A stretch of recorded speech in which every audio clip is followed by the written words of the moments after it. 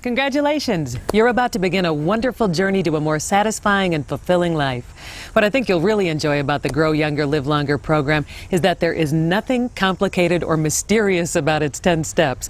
They're very common sense ideas that, taken as a whole, can have an amazingly positive impact on both your physical and spiritual well-being. A suggestion: don't try to take all of this in one sitting. After you've listened to Deepak Chopra outline each step, take some time to absorb that information before you move on. Be well and enjoy the journey as you learn how to grow younger and live longer.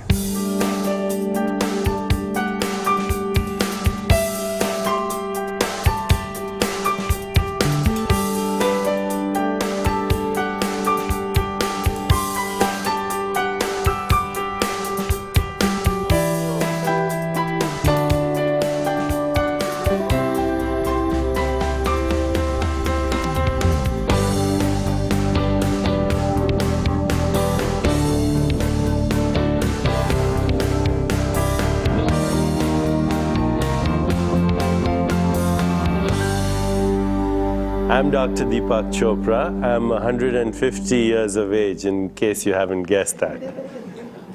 Actually, I'm 58 years, chronologically. When I was about 25, I was a heavy smoker. I used to drink sometimes quite heavily. And even though I was chronologically 25 years of age, because I was physically and emotionally burnt out, my biological age, had you measured it then, would have been around 50. So I was twice biologically what I was chronologically.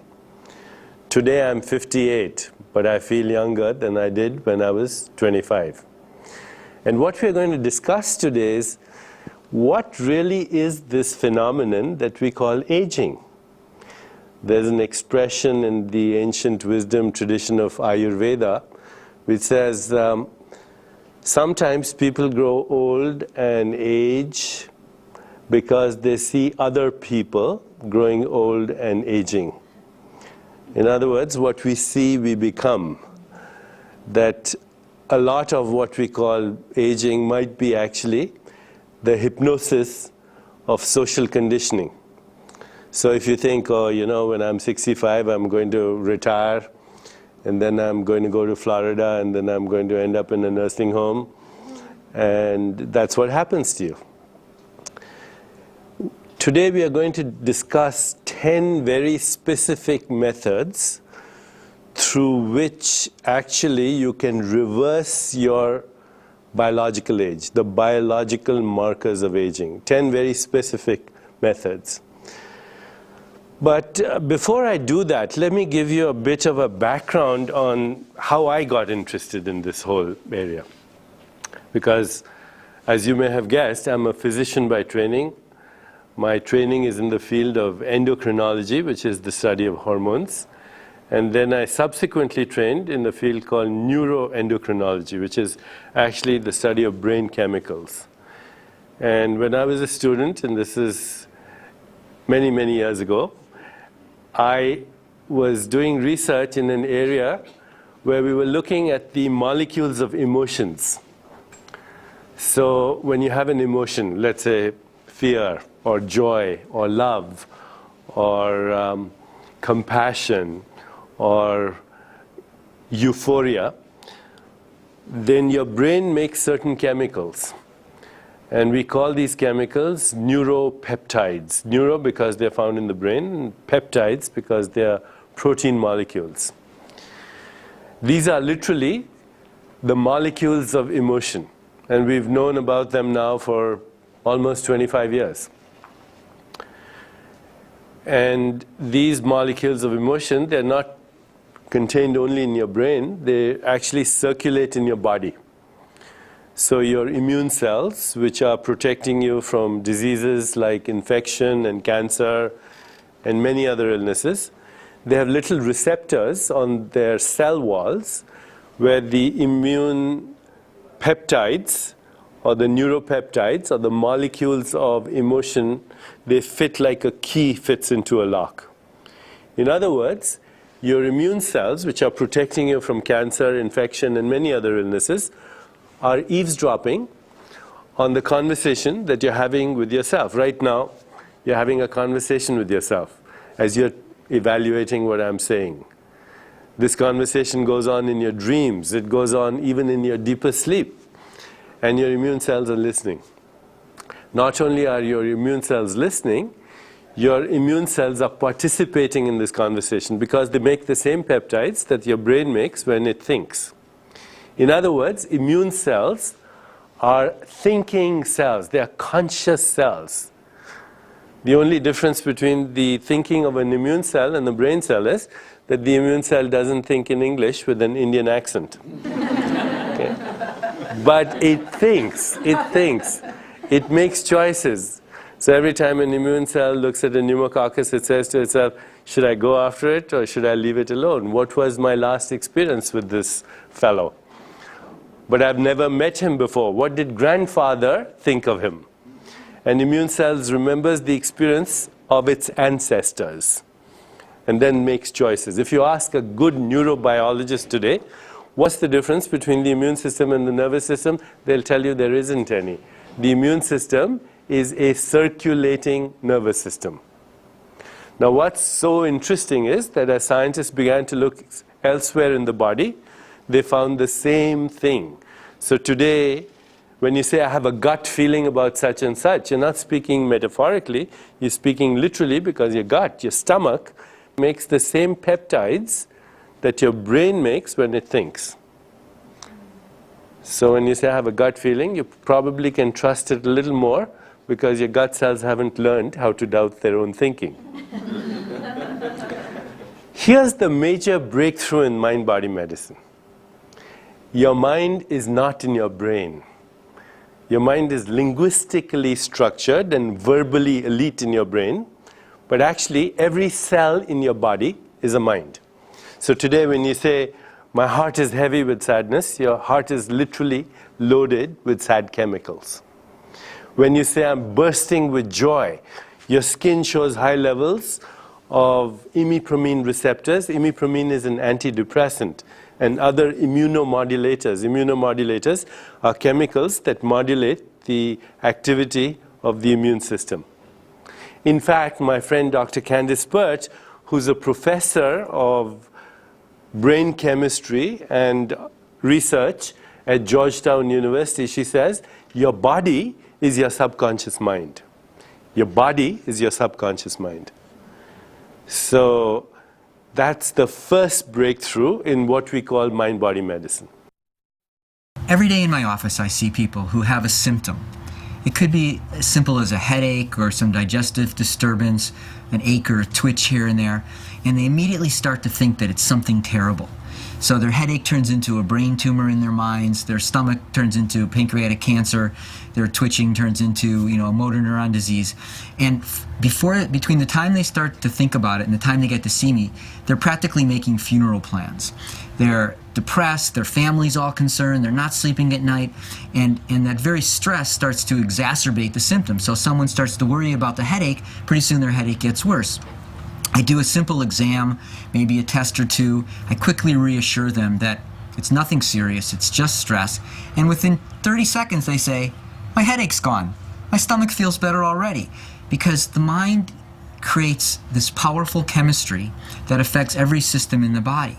So if we start to believe that there's the possibility that aging doesn't have to be this inexorable decline, but that we can get stronger and creative and more vibrant and really enjoy the last decades of our life, it actually creates the chemistry that allows that possibility to unfold. So there are really a number of really interesting scientific studies which reinforce the idea that our perception and our expectation creates our reality. So going back to the 50s, there were Harvard researchers who went to remote regions of what's now Uzbekistan, and they studied these groups of people who were traditionally said to live longer than most of the surrounding areas. So they found people there who were living into their 80s and 90s and hundreds. And what was interesting about this culture is that in these communities, aging was said to be sexy. That the older you were, the more power you had, the more influence you had, the more wisdom you had. People would come to you and honor you. And so people actually exaggerated their age. Unlike in the West, where everyone's trying to pretend that they're younger, in these societies, getting older was said to be a gift. And so as a result of that perception, people live longer, took good care of themselves. There are great examples of people in their 90s hiking up and down these mountains for miles, taking these freezing cold baths because they felt that it was detoxifying for them. And so the idea that aging does not necessarily translate into weakness, but aging can translate into vitality, becomes manifested in people's actual physiology. The second breakthrough in mind-body medicine is even more interesting. And that breakthrough is that you and your mind and your emotions and your feelings and your thoughts and your instincts and your drives and your memories and your fantasies and your dreams, that real you cannot be squeezed into the volume of a body or even the span of a lifetime. We'll get to that because there's a domain of consciousness that's actually beyond the body and the mind and even beyond space-time. Well, what has all this to do with how we age? And in the beginning, when we got together, I kind of hinted to you that there are three kinds of aging.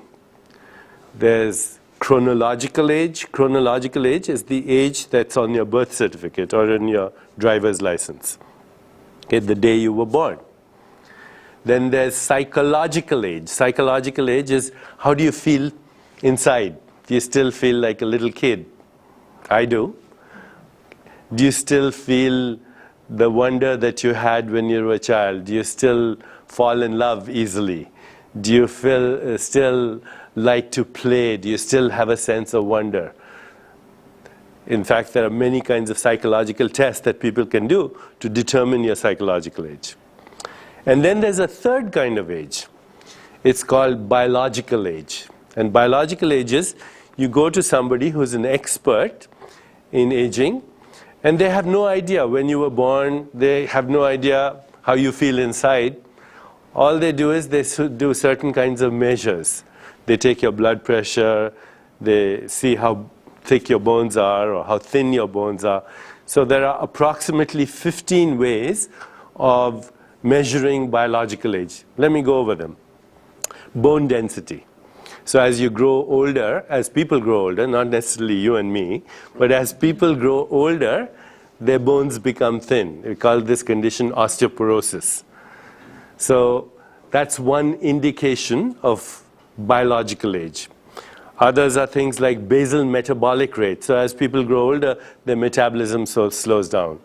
As a result, they tend to get a little heavy also. That's another measure of biological age. A third is blood pressure. As you grow older, your systolic blood pressure starts to rise. A fourth is fat content in the body. How much fat there is in the body, because as people grow older, they tend to accumulate more and more fat. Another one is aerobic capacity, how efficiently your cardiovascular system functions. Still another is cholesterol HDL ratio, which means that the bad cholesterol starts going up and the good cholesterol starts going down. Muscle mass, how much muscle you have. As people grow older, the muscle mass tends to decrease. Muscle strength, how strong your muscles are. Sugar tolerance, how easily do you metabolize sugar? Because as we grow older, we have a tendency to get diabetes, which is a result of your body not being able to metabolize sugar as efficiently. Sexual activity, of course. You know, people, as they grow older, they're less sexual. Hopefully by the time we finish this lecture, you'll never have that problem. Okay? So sexual activity goes down, sexual interest goes down, libido goes down, and one of the reasons is that the level of sex hormones goes down. And we'll see that that doesn't have to be so. Okay, so sex hormones, sexual activity, I mentioned all the others, immune function. Your immune system doesn't function as well. Skin thickness, so skin gets a little thinner, more fragile.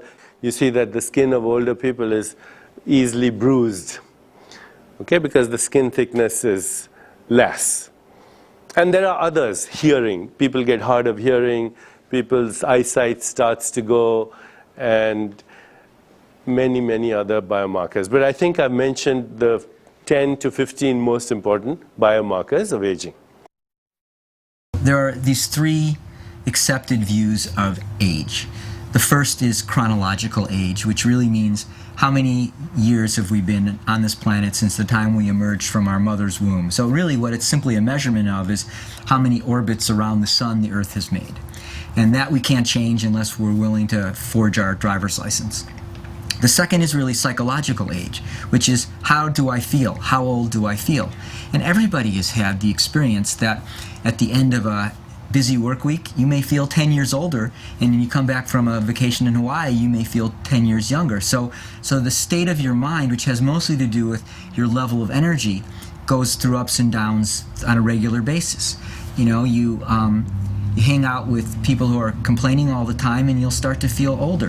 Hang out with children who are enthusiastic and laughing and giggling all the time, you'll start to feel younger. And then the third, of course, is the biological age. And the biological age really says, looking at physiological functions, how do you compare with other people of a similar chronological age? And I think that's where the most interesting information, scientific information, comes to us, which is to say that regardless of chronological age, there's much more flexibility in biological age than we had imagined. That you can reverse blood pressure, you can increase bone density, you can improve muscle mass, you can stabilize blood sugars. You can improve in memory function, you can actually have some influence on visual perception. And that these parameters, which used to be thought as fixed and progressively deteriorating, turns out that by changing diet, changing attitude, changing stress, changing nutritional status, changing activity level, that a lot of that biological aging can be reversed. And I think that's the essence of Grow Younger, Live Longer. I saw it today in a couple that I was taking care of at the Chopra Center. They're a couple in their 70s, and they were both feeling a lack of energy. They had both gained weight over the last couple of years. They both found themselves being less active. And as I explored what the change was, they decided that when they got to be 70, it meant that they were supposed to start going downhill. And I reviewed with them all the scientific data that we talk about in this program, that there's reversible components of the aging process, that although we can't change our birth date, we can certainly change the biological markers of aging. And just by introducing some of the basic concepts, I could see that just in front of me, they started looking younger. They started thinking, instead of they're going downhill, that by learning to manage their stress better, by starting to eat healthier, by starting to exercise again, by increasing the quality of the communication in the couple, that they saw that they didn't have to accept the fact that just because they had crossed this threshold that it was downhill from there. And they all made the commitment to take these steps, and I anticipate seeing over the next few weeks that they're actually going to feel younger because now they know that it's a possibility. You can be chronologically, let's say, 80 years of age, and yet your biological markers could be 30 years younger. So you could be biologically 50, or you could be chronologically 50 and you could be biologically 35. But it can be the other way around too. You can be chronologically 25 and your biological age is twice that. We are going to discuss why that happens. To give you a hint, it turns out that your emotional state and your psychological state has a lot to do with your biological age. In fact, all the studies show that psychological age correlates better with biological age than chronological age. So, you know, when I first got interested in this area, it was when I was a fellow training in endocrinology and medicine. And actually, I'd finished my training. The study was done by a friend of mine. Her name is Ellen Langer. She's now a professor of psychology at Harvard University. And this study was done when she was still a fellow, I think, or a junior faculty member. But she advertised one day in the Boston Globe that she wanted a number of people, approximately 100 people, to participate in what she called a time experiment. And she took an ad out in the Boston Globe. All the people that she wanted were to be over the age of 80 years, and she took them to a monastery outside of Boston, where for 3 weeks she told them to pretend that they were living in the 50s. So they had Elvis Presley, rock and roll music, they had Life magazine from that era of the 50s, the fashions, the dresses, all the things in the environment reminded the people of the 50s. And they were told to, quote unquote, be as you were in the 50s. And there was a control group. Anytime you do scientific experiments, you have a control group where the people were told to think about the 50s, but not to be as if they were in the 50s. And within 3 weeks, she found profound changes in their biological markers of aging. Not all the things that I mentioned today, because that's a lot, but the few biological markers they tested showed there was a reversion. Why am I telling you this story? So that we may all go to a monastery and live there forever and pretend that we're living in the 50s? No. The reason I'm telling you this story is that what we call normal reality is really the hypnosis of social conditioning which we take for granted. Okay? That we are conditioned to believe in a particular reality, and that conditioning is very imprisoning, because when we don't know that we are conditioned, when you don't know that you're in a prison, then there's no desire to break out of the prison, because you think it's reality. What I hope to convince you today is that all our perception creates reality, that what we call everyday reality is really a perceived reality, and that perception is actually a learned phenomenon. That perception is a selective act of attention and intention. Perception is a selective act of interpretation. When we say that people are a prisoner of conditioning, it brings to mind something that Albert Einstein once said, which is that insanity is doing the same thing over and over and expecting a different result. So in some way or another, we're all a little bit insane in that if something isn't working in our lives, we have a tendency to resort to old patterns in efforts to solve that. Everybody knows that they want to change their life in some way. They may want to change their diet or start exercising, manage their stress better, improve their relationships, and yet they don't have the tools to make that transformation. I think what we're going to try to do in this program is teach people how do they translate their good intentions into great choices, which means we have to overcome those old patterns, those old habits, and start doing something new so that we can create a different outcome. The first thing we have to do to escape that prison of conditioning is to believe that we actually have the possibility of doing that. And the greatest gift that human beings have been given by the divine is the ability to have free will, to have choices. And yet most people live their lives as conditioned as Pavlovian dogs, responding in predictable ways. And so what we find is that first, if you paint the possibility, you allow people to recognize that even though you've been doing something a certain way, you can do it differently. Then we teach people how to come back to a quiet place where instead of being in their pattern, in their habit, they can actually observe how their patterns have brought them into a certain state of physical state or certain emotional state. Then we get really clear on what the intention is. How do you want to do things differently? Then we have them really envision what that looks like. So if someone is trying to lose 50 pounds, then we have them really envision what would their life look like if they were at the weight that would bring them that sense of fitness. And then we start systematically taking steps in the direction of that so that every choice that a person makes is in alignment with that vision.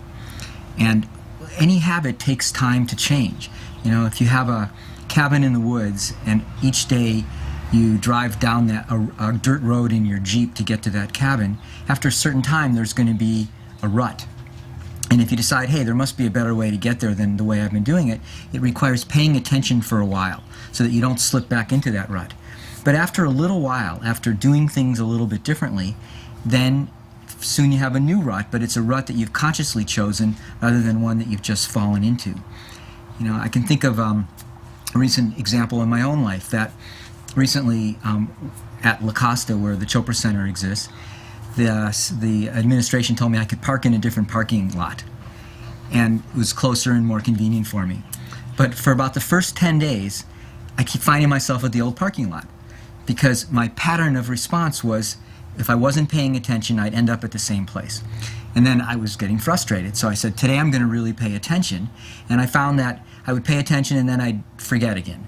But after paying attention consistently for a few days, now I always find myself at the new parking lot.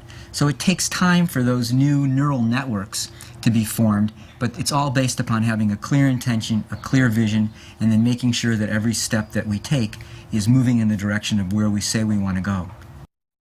When I was a child growing up in India, there was a particular place in India where we used to live with my parents, and there was an elephant trainer there. And what he used to do is he used to take baby elephants, he would tie them with a big thick rope to a big tree so that the baby elephant could not escape. It was tied to the tree, big stake. And then he would gradually decrease the size of the rope, and instead of a big tree, he'd just have a little stake. And the baby elephant would not move, would stay in the confines of its prison.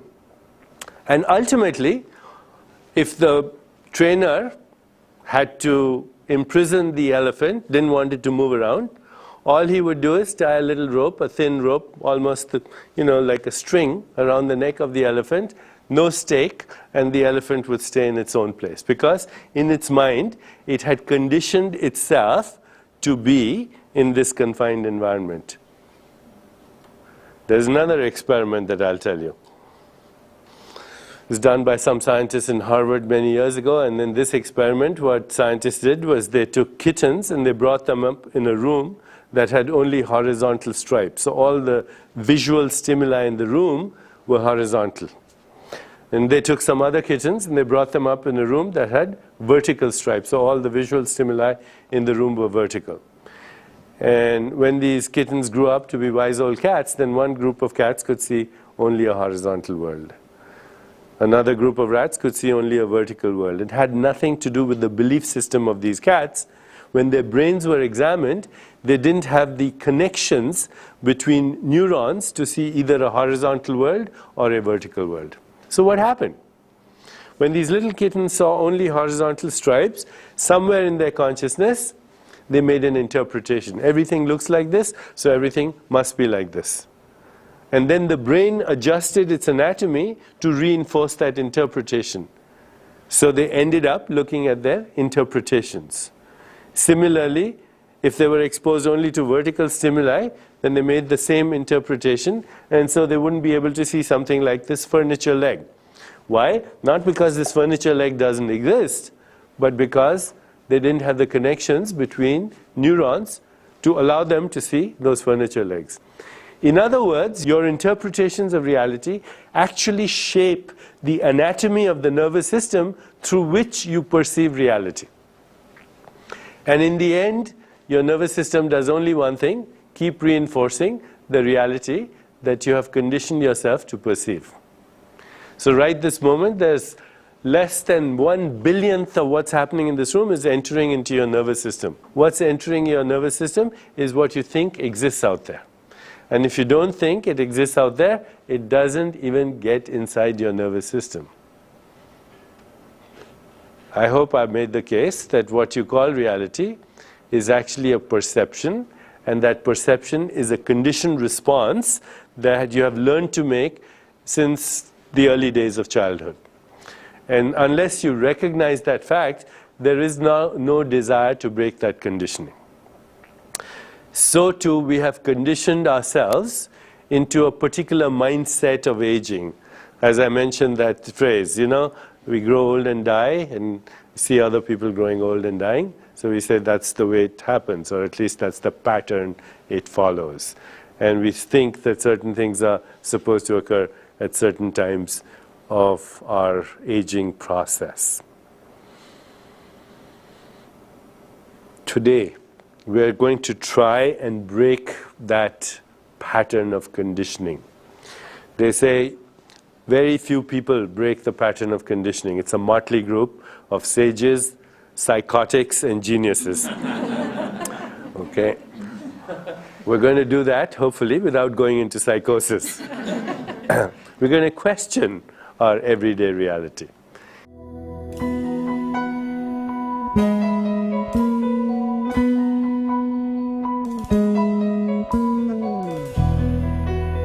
Okay, first of all, let me show you some. You have these, I notice you have these little pictures. So the first picture you see over there, how many of you see a skull? Okay, now look at it again and see if you see a woman at a candle stand looking into a mirror. How many of you see that? Okay, what you'll notice is that you can't see both of them simultaneously. You know, you shift from one to the other, even though that shift may be rapid. You either see the woman at the candle stand or you see the skull. And then if you think of the woman in the candle stand, you see her. So it's a rapid shift. Now, actually, the brain pattern, when you see either picture, whether you see the skull or whether you see the woman in front of a candle stand, is exactly the same. In your brain, if I was mapping out your brain, I'd see the same electromagnetic pattern. So what makes the difference whether you see a skull or whether you see a woman is actually your interpretation. What the mind doesn't know, it doesn't see. Okay, we used to say in the old days, seeing is believing. It's not true. Okay? It's the other way around. Believing is seeing. When you believe a certain thing or you know a certain thing, then you see that certain thing. Okay, so look at the other picture. The other picture is that of a bird. How many of you see a bird? Okay, now look at it again and see if you see a rabbit. Okay, so is it a bird or is it a rabbit? Well, actually, it's nothing but a bunch of dots and spots. Okay? You know, the world is like that. The world is like a Rorschach chart. The world is a radically ambiguous, ceaselessly flowing quantum soup of random dots and spots. And we take that quantum soup and we create material reality in our consciousness. The world doesn't exist out there, it's created in our consciousness as a result of certain things that are happening in our brain. Look at the next picture and you'll see either an old woman or a young woman. How many of you see the old woman? And how many of you see the young woman?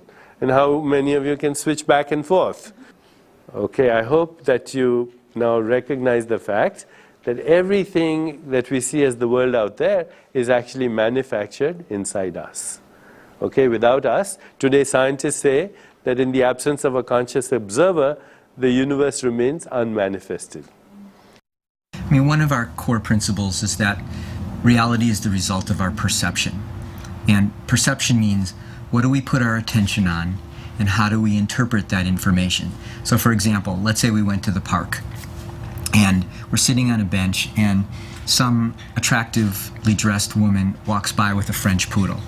Now, it may be that when I was growing up, I had French poodles.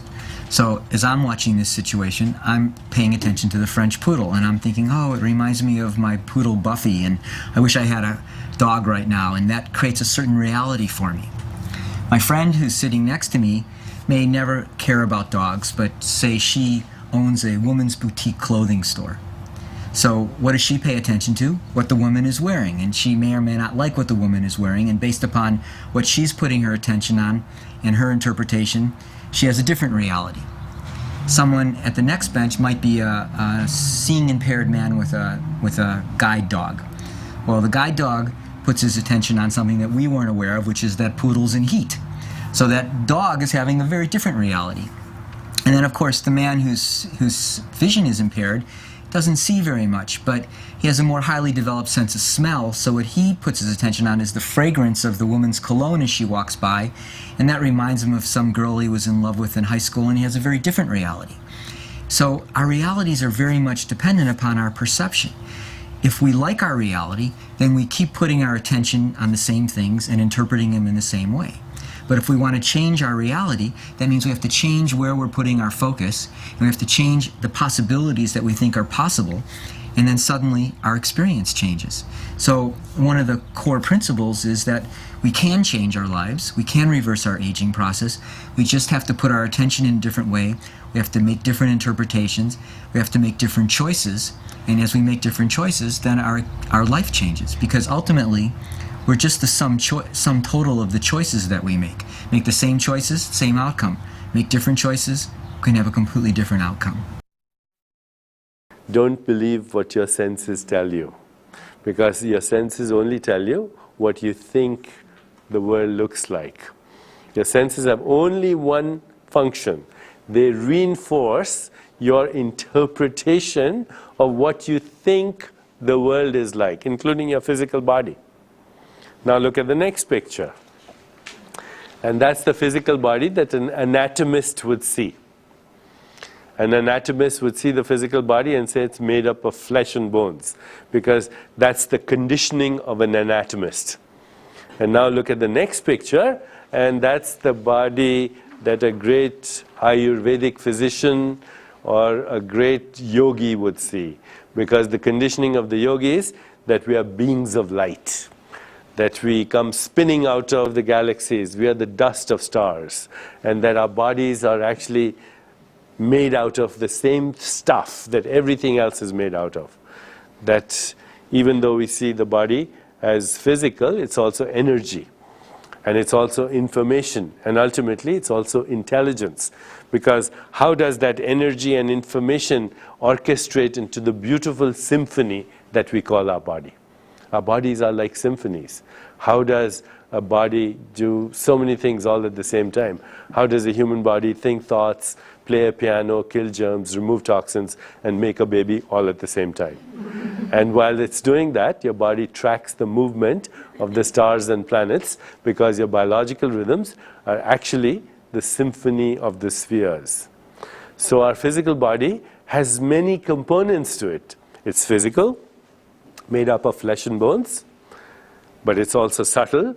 We have another body called the subtle body, which is made up of energy, information, light, electromagnetic fields, and then we have a third body of consciousness.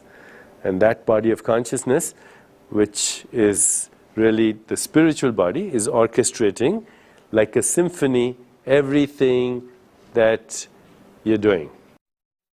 The medical model of the body is as if it was a frozen anatomical structure, like a physical machine that somehow learned how to think.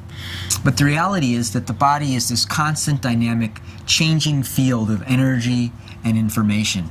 The Greek poet Heraclitus said that you can never step into the same river twice because new water is always flowing. And that's actually a much more accurate vision of the body than as a machine. In fact, interesting scientific studies show us that at every moment our body is changing.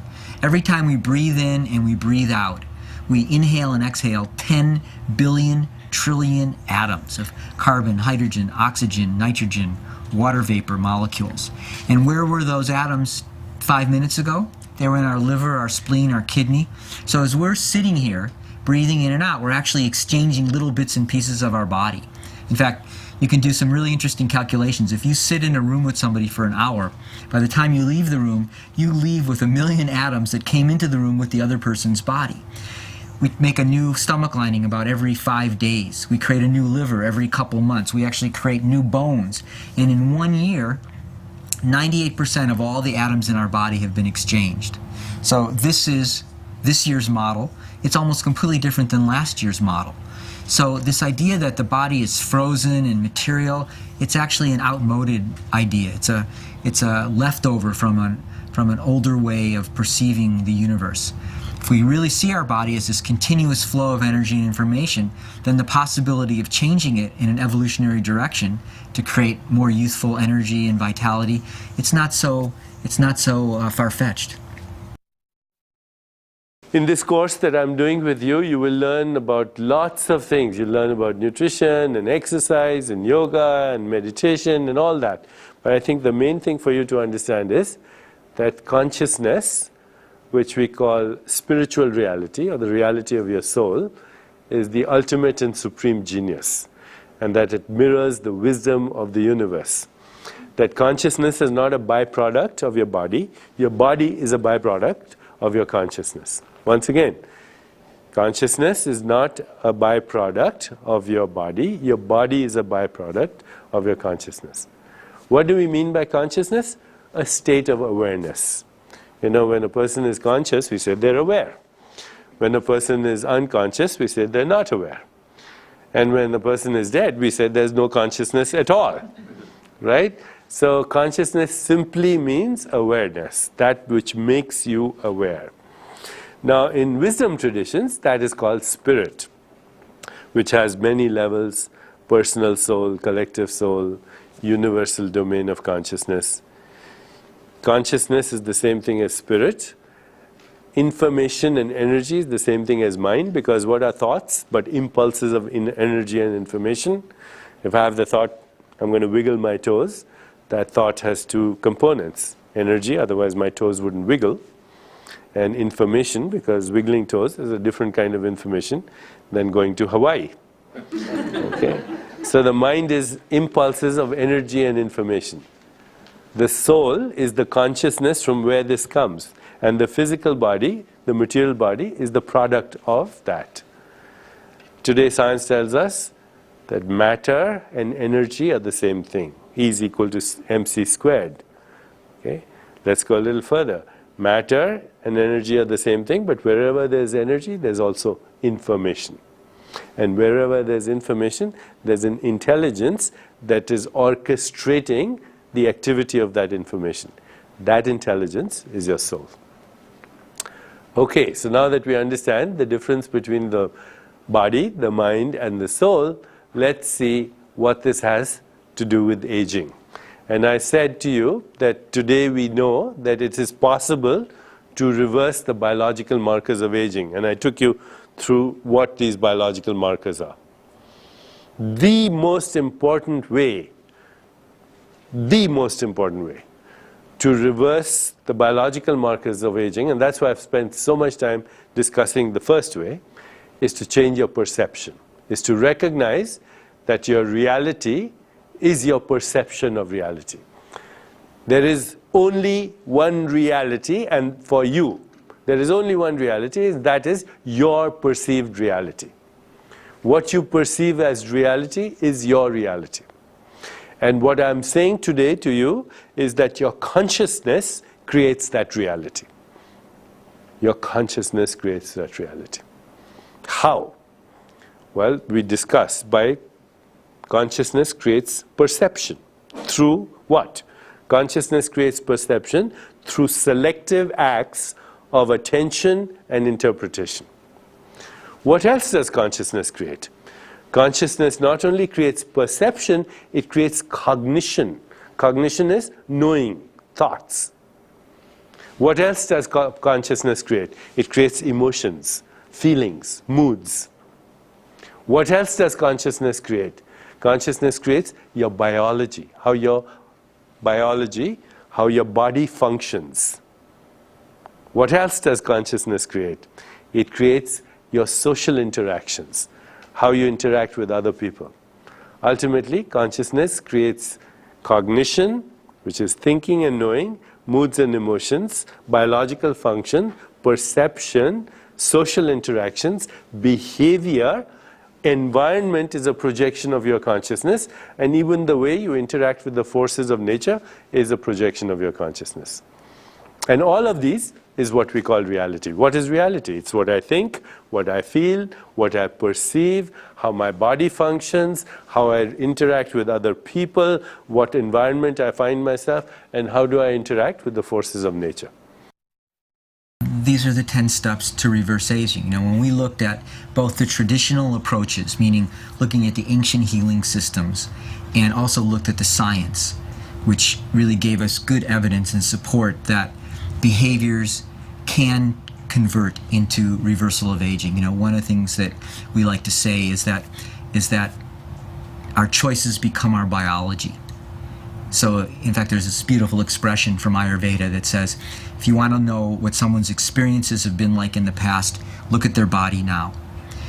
If you want to know what their body's going to look like in the future, look at their choices now, because the choices become our biology. So what this whole program is really dedicated to is inspiring and teaching people to make new choices that can translate into a new biology. Because the body is not static. It's not like a car that breaks down. You know, it's remarkable. I was with my children recently, and we're looking at a car that was rusting. It's probably only 10 years old. And I think it's quite remarkable that this this very soft, pliant machine can last 90 plus years, whereas a steel automobile is pretty much gone within 10 or 15 years, because the body is constantly changing. There's intelligence that changes almost on a daily, on a moment-to-moment basis, the physiology and chemistry of the body. So we take advantage of that plasticity and use it to create a different reality.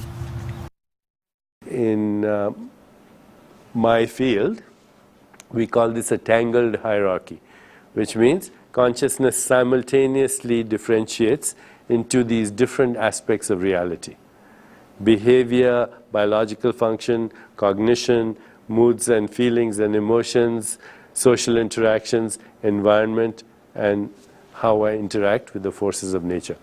So let's say my consciousness is vibrating with fear. My soul, my spirit is in a fearful state, constricted consciousness. Then what happens? Then my thoughts are, what can go wrong? My moods and emotions, I'm scared. My biology, my adrenaline level is up, my blood pressure is up, my heart rate is fast, my platelets are sticky. Okay? So my biological function is affected by that, my moods and emotions are affected by that, my thoughts are affected by that, and if I interact with you, my social interaction is one of fear, and my environment, I find everything scares me in my environment. There's a rattle at the door, there's a little dark, and the environment is scary. In other words, that constricted state of consciousness that we call fear has created all my reality. On the other hand, if my consciousness is intoxicated with love, let's example, I've fallen in love, madly in love, then everything is so wonderful. Okay? Everything looks so good. Even if it's raining, I say how romantic it is. You know, okay. It doesn't matter what the weather is. Everything is affected by that state of consciousness.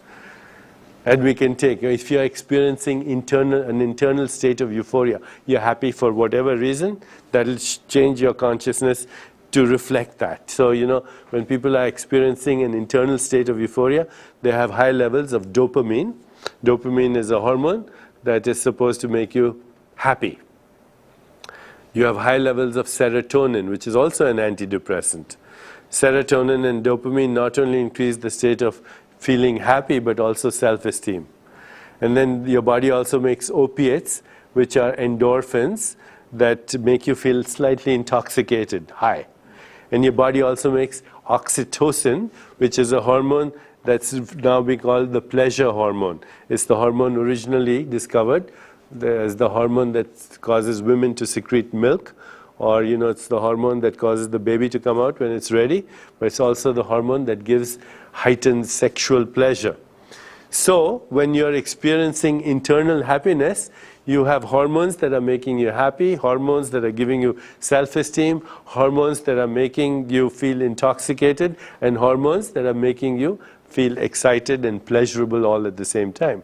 There's no drug that can do that, because in order to do that, you need the symphony.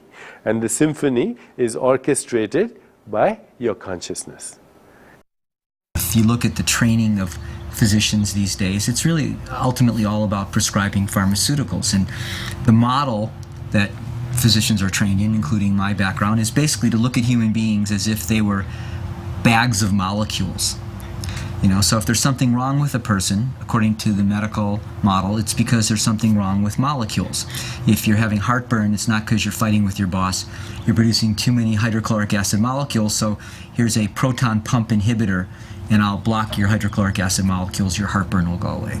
If you're having high blood pressure, it's not because you're worried about your teenagers, it's just you're producing too many angiotensin molecules, so I will give you an angiotensin converting enzyme inhibitor and I'll bring your blood pressure down. If you're having trouble sleeping at night, it's not because you're worrying about your mortgage payment, you're just not producing enough GABA molecules, gamma aminobutyric acid, so I'll give you a benzodiazepine sleeping medicine to put you to sleep. If you're feeling depressed, it's not because your core relationships are not nourishing and loving, you're just not producing enough serotonin. So I'll give you a selective serotonin reuptake inhibitor, all the ones that are so popular today, and I'll raise your serotonin and then your depression will go away. And the problem with this model is that in many ways it's too effective at treating the symptoms of disease. But it doesn't really do anything for the underlying issues that give rise to those symptoms. So actually in Ayurveda, this ancient system of healing, there's a whole chapter on the definition of quackery.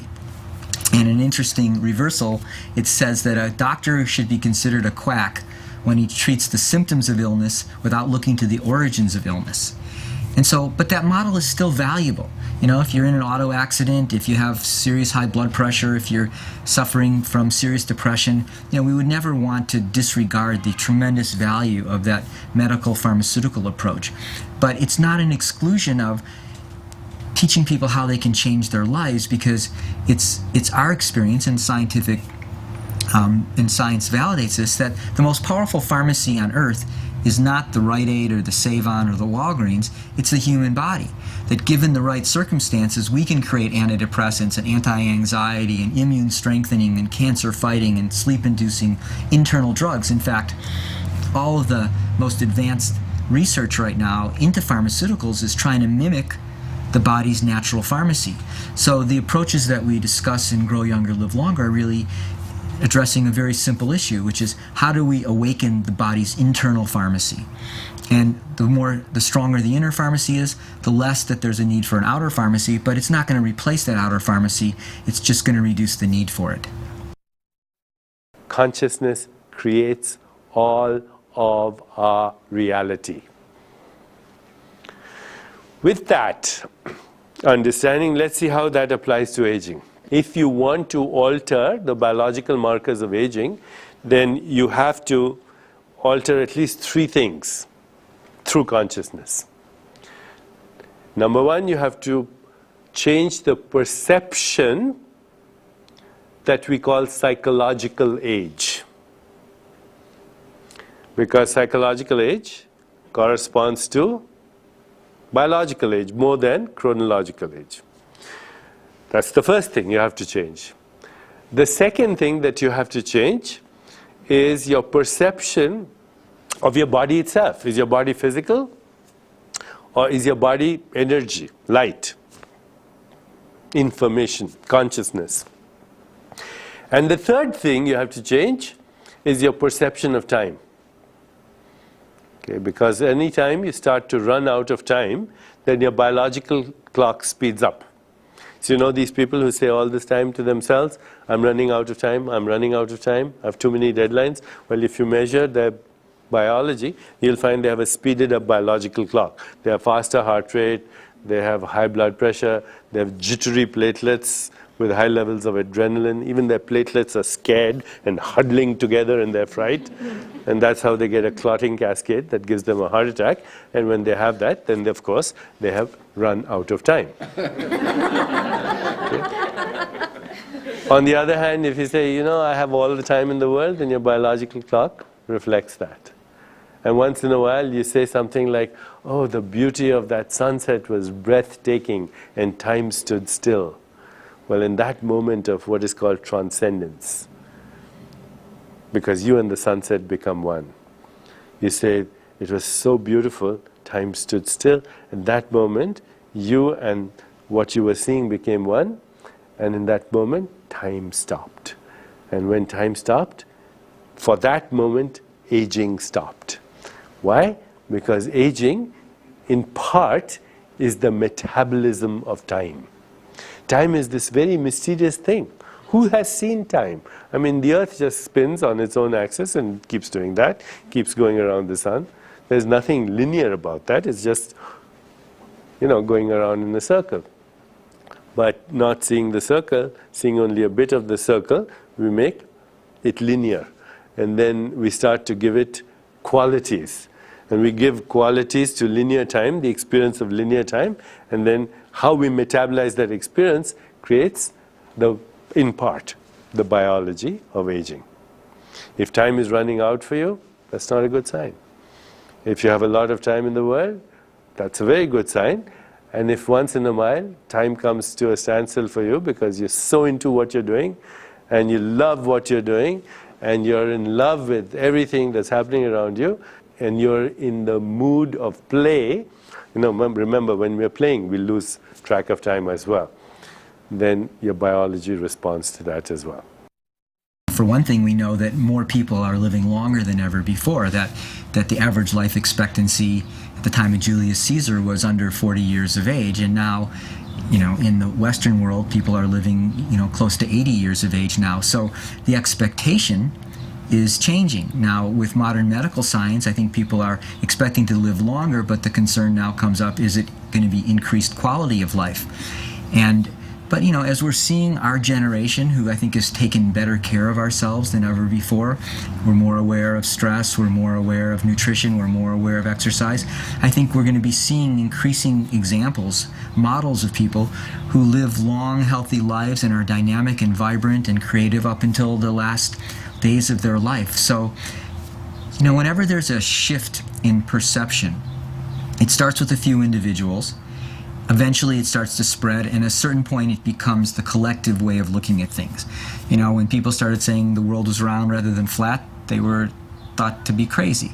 But at a certain point, everyone now accepts it as true.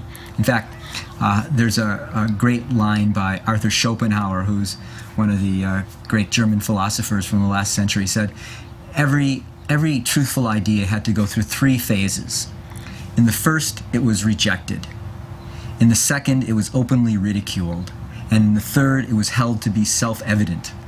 So I think that our vision about aging is starting to change from, you cross over into your 50s and 60s and steadily go downhill, to increasingly seeing people that are in their 70s and 80s and even 90s living vibrant, creative lives. And so that new model starts to shift our collective idea and expectation about what aging is all about. Let me take you through an exercise, okay? Close your eyes. And take a few deep breaths. Breathe slowly in and out. Okay. And choose an age that you felt really good at. Don't go too far back. Let's say choose an age within the last 15 years. So if you're, say, 45, choose an age 30 years. Or if you're 60, choose an age 45. Don't go back so far that you get into your teenage years, otherwise you start to have puberty all over again. And if you're 16 or 17, don't go back too far, or you'll disappear into an orgasm. So, okay. So stay within reasonable limits. Stay somewhere in the last 15 years. So let's say your chronological age is 60. Then we'll choose 45 as your psychological age, and we'll call that your biostat. A biostat is like a thermostat. You set it at a certain place, and then it regulates the temperature to where the biostat is set. Okay, so I'm giving you an example now. Let's say you're 60 and you set your biostat at 45. Then with your eyes closed, you imagine that age and what is expected at that age and what's going on that age, and say to yourself the following. And don't say it aloud because everybody is going to be doing different things. So if I'm 58, okay? So my biostat, I'm going to choose 15 years younger.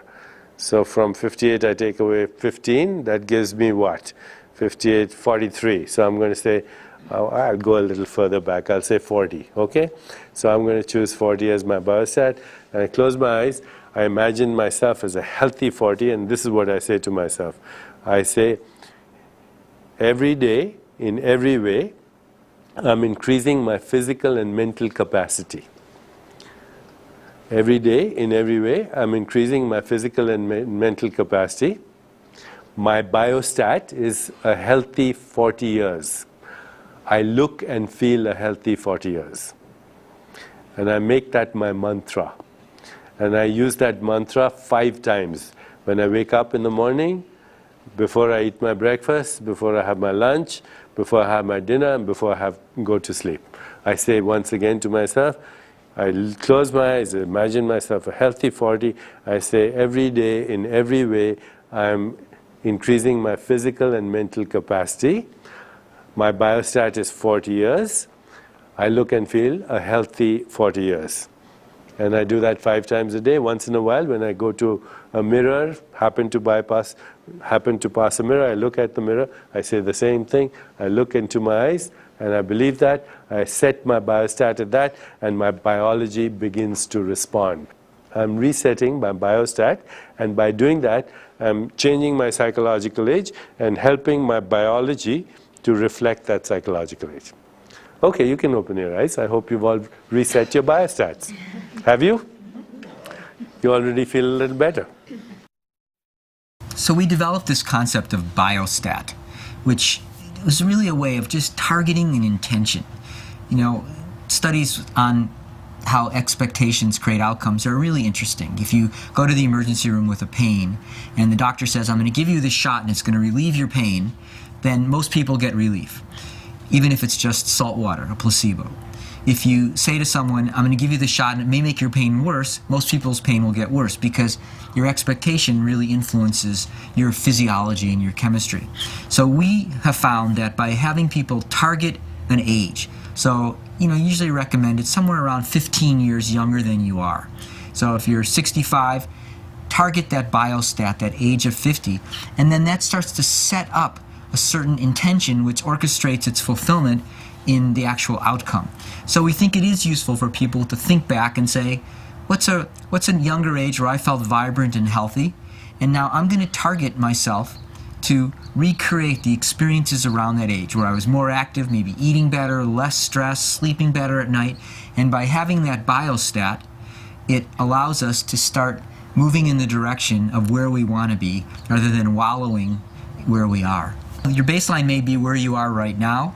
The biostat is where you really want to be. And by saying that out loud, that I am X years of age, then it actually starts to reinforce that as being a reality.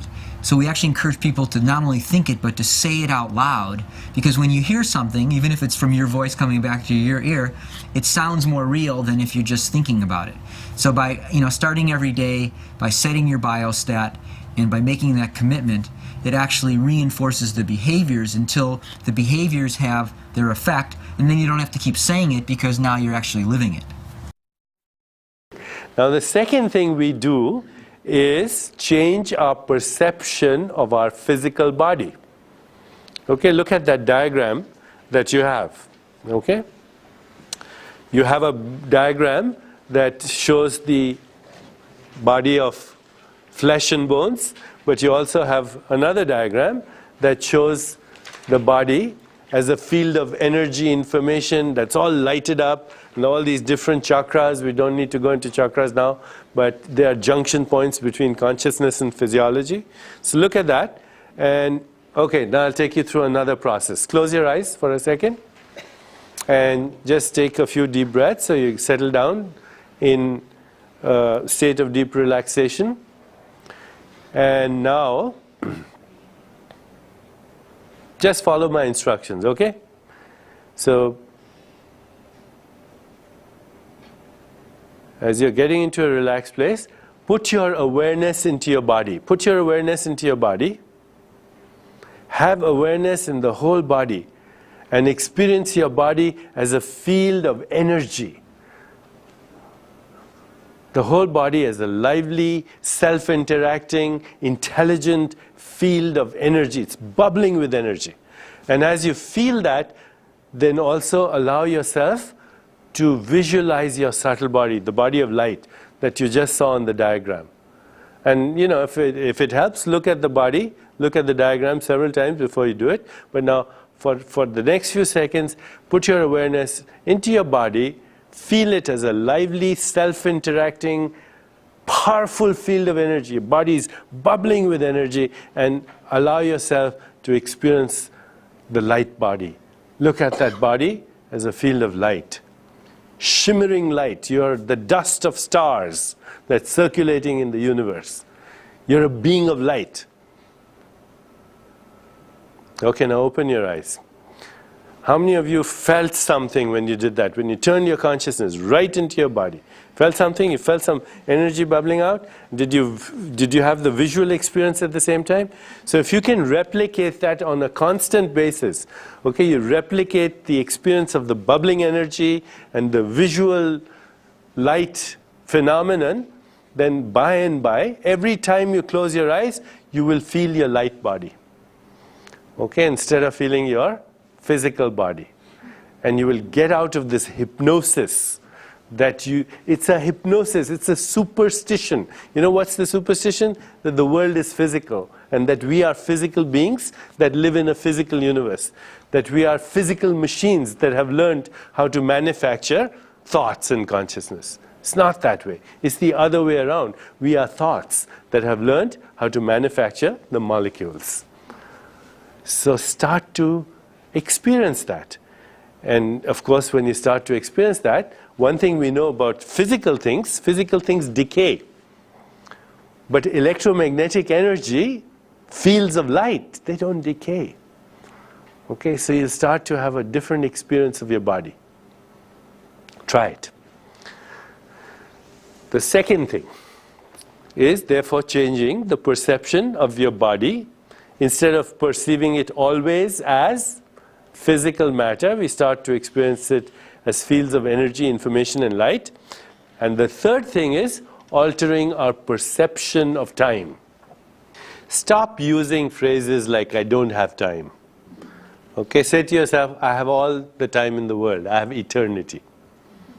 Okay, because eternity is all that exists. Okay? Don't say, I'm running out of time to yourself. And once in a while, just stop and be in present moment awareness. Okay? Which means, stop. Right now, as you're listening to me, you're listening to me, turn your attention to who's listening. So when you turn your attention to the listener in the midst of the listening, you become aware of a still presence. And that still presence is the presence of your soul. Your mind is time-bound, your body is time-bound, everything in the world is time-bound, but your soul is timeless. So every time you become aware of that still presence inside you, you go beyond time.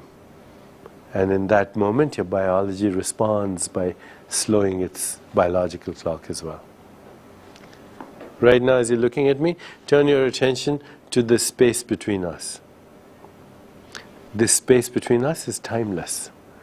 And when you put your attention to the space between us, then you experience that timelessness and your biological clock slows down. The space between breath, the space between thought, the space between you and me, the space between objects, it all leads to that infinite void which is eternal, spaceless, causeless, and timeless. So in the midst of experience, remind yourself, the experience is time-bound, but me, the experiencer, the one who's having the experience, is timeless. And when you put your attention on the soul, then you put your attention on that which is timeless in the midst of time. And your body responds to that. Einstein said, when he was talking about relativity, he said, if you happen to sit on a hot stove, that second seems like an hour. But if you're spending time with a beautiful woman, the hour passes like a second. So time is a very relative idea. But we get really trapped in our perceptions of time. So we all know people who are always in a hurry. You know, no matter what they're doing, there's always this sense that they're running out of time. And the scientific studies have shown that people who have that internal dialogue actually do run out of time sooner. They're much more likely to have a premature heart attack. Whereas if someone is able to just sit back and enjoy their lives and not be so constantly under time pressure, they actually end up living longer. So we have to realize that we create our perception of time. You know, if you're doing something that you love, you may lose complete track of time. You know, if you're doing something where every second you're looking at your watch, time ekes by so slowly that it creates its own stress. So we believe that part of the reversal of aging process is recognizing that time is not a fixed thing. Now we have discussed step one, the most important step in reversing aging. And what's that step one? Changing perception. And by changing perception, because all reality is perceived reality, we are changing the reality. And what are we changing perception of? In the first step, we are changing perception of three things. Perception of aging itself by resetting our biostat. Perception of the body by beginning to experience our body less as physical and more as energy. And three, changing perception of time. You do these three things, and of course the rest of the things I'm going to mention, but you do these three things as part of step one, and you have begun a process that will be so exciting you'll never want to stop. Putting our focus on a biostat is a reinforcer for the choices which will ultimately reset that biostat.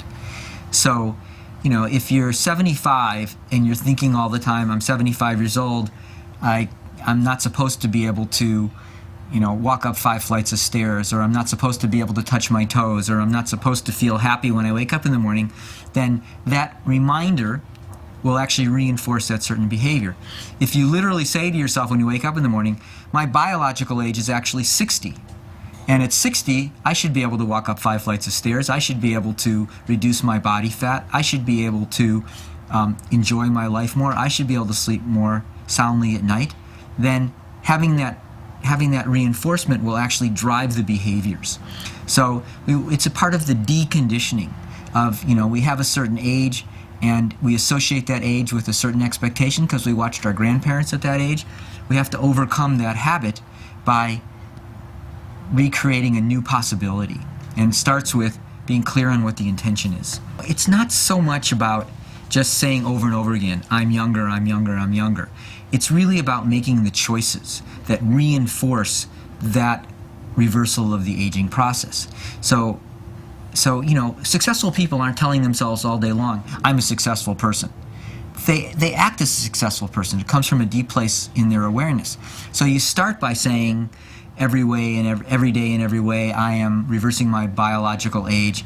I am setting my biostat at 50 years old. But then you begin to act in accordance with that. So you eat a healthy breakfast, and you do your exercise, and you take time to meditate, and you have time to have fun during the day. And so you remind yourself that as a 50-year-old person, you don't have to live as if you're a 90-year-old person. And so the point of that basically self-reinforcing conversation is not for its own sake, but to motivate you to do this, to take the steps, to make the choices that will ultimately have you feel that way. But somehow you have to get out of the rut, and we find by just telling people this, we see it every day. Someone comes in, they're 65 and they feel like they're 90, and we say to them, you know, you could really be 50. You could have the biological age of 50. So when you wake up in the morning, tell yourself, I'm actually 50 today. And now behave as if you're 50. They'll come back 2 weeks later and say, you know, when I thought I was 90, I didn't think I can exercise. Now that I'm thinking that I could be 50, I'm getting up in the morning and I'm going for a run or a bike ride, and suddenly I'm actually feeling like 50 instead of feeling like 90. Because it starts with the intention, then the intention generates into the behavior then creates the experience, and then the experience reinforces the intention. Studies show that if you do something every day for 6 weeks, then it becomes a habit. Okay, so promise me that you'll do this every day for 6 weeks. 3 things. Okay, resetting your biostat, closing your eyes and feeling your body as a field of energy and information and light, and then paying attention to the timeless in the midst of time. If you do that every day, and you remember the biostat exercise is 5 times a day, then you start to experience a change. Your biomarkers will respond. Change is the only thing that doesn't change. That ultimately, if there's only one thing we can count on in this world, it's that life is changing all the time. So the question is, do you want change to take on its own path, or do you want to somehow be involved in guiding that path of change? And so if you recognize that change is inevitable, then you can either just let it happen on its own, or you can say, I want to be involved in steering that change in a way that's ultimately going to bring me more more happiness, greater well-being, more fulfilling relationships, more meaning and purpose in my life. And so everyone recognizes that life changes. Let's now be the director of our play rather than just reading a script passively, and then we can decide how we want the next scene to turn out.